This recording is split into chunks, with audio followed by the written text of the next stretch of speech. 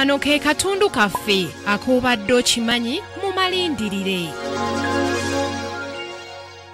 Obadde okimanyi nti Fille Bongole Lutaaya baabazaala abaana bana era nga ye yali owookubiri. Kitaawe ye yali Tito Kisaliita Lutaaya ne nnyina Justine Erina Namusoke Lutaaya abaali abataka b'eggomba mu ggombolola ya Ssaabawaali ku kyalo Kisaasira mu disitulikiti ey'Empigi kati. Fille Bongole Lutaaya ekitone teyalina kyakuyimba kyokka wabula n'ekyokukuba ebivuga kyamuli mu musaayi.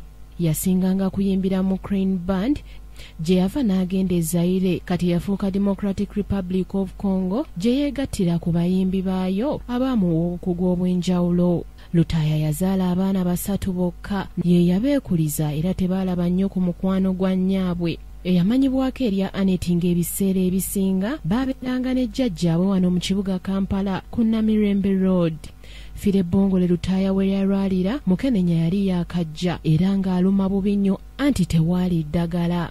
Yamuluma enviiri ne zimuggwa ku mutwe, yafuna ebizimba ku mubiri, amabwa, kansa nga n'embiriizi ze obalambale. Yenna yakoggana okutuusa lwe yafa era bw'ati bwe yalabika.